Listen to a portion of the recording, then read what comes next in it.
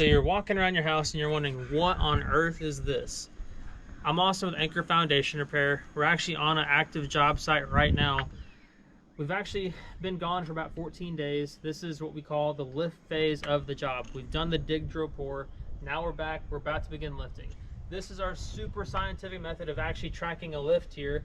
It's actually very simple, but we just placed the shovel here. We leaned it against the house and we left a small pencil mark right here at the top where the shovel is currently sitting. And as we lift and raise this foundation, that pencil mark is going to get higher and higher above the shovel, and then we'll be able to mark eventually where that shovel is sitting after the lift. And that's a super easy way for us to tell how many inches we've actually raised your foundation.